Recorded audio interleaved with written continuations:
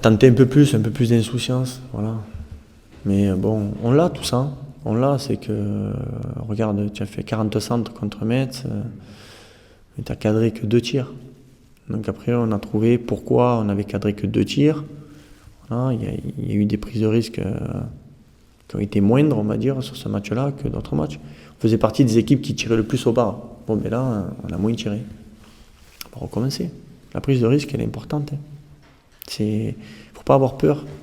Quand j'ai dit en conférence de presse après le match que certains se sont chiés dessus quand ils avaient le ballon dans les pieds, je ne parle pas de duel, je ne parle pas de tout ça. Je parle qu'à un moment donné, ils ont peur de mal faire.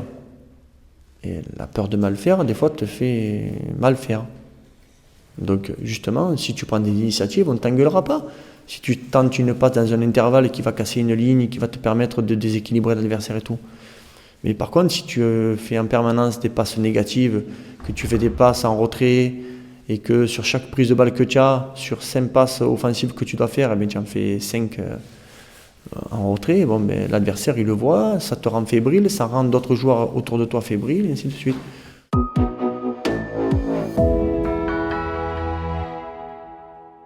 C'est des joueurs majeurs, c'est des joueurs qui donnent confiance aux autres. Donc voilà. Mais il y en a d'autres, je suis content parce que j'ai des joueurs qui émergent, comme le petit Matteo Allenvi. Je trouve que d'autres joueurs aussi prennent un peu plus leurs responsabilités, comme Lucado, qui devient très très très important pour l'équipe. Voilà. Lucado, c'est quand même un joueur, c'est un leader de terrain aussi. Briançon, voilà, il y a des joueurs qui se dégagent un petit peu de ce groupe-là, qui arrivent à tirer les autres vers le haut. Donc je trouve ça intéressant. Eliasson, qui est de mieux en mieux. Voilà. Des joueurs qui s'adaptent vite. Après, c'est vrai que des joueurs comme Ferrat et Cuba, c'est des leaders techniques, c'est des leaders de jeu, c'est des joueurs intéressants. Il y a d'autres joueurs qui ressortent à la tête de l'eau, comme Benraou.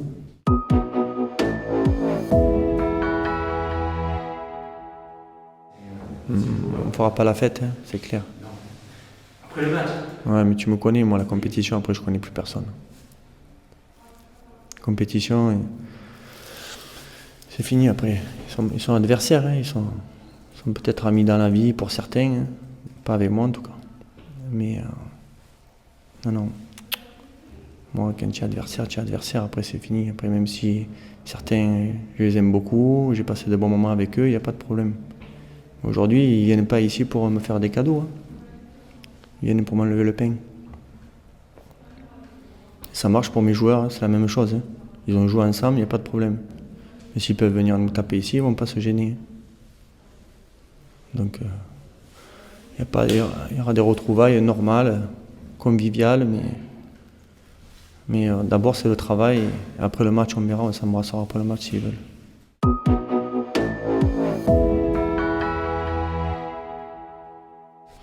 Des fois, tu n'as pas le temps d'avoir cette pression qui monte. Voilà. C'est des petits constats, c'est des détails, mais ces détails-là, ça y joue des fois dans la tête des joueurs. C'est plus pareil sans public, c'est plus pareil.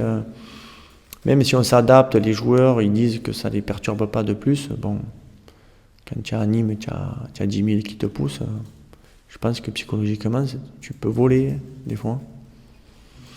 Voilà. Mais on le sait qu'ils sont derrière nous, les supporters, on le sait qu'ils nous aiment. Ils nous témoignent beaucoup d'affection, beaucoup de messages. Et ça, c'est important pour nous. Il y a un tas de messages de soutien.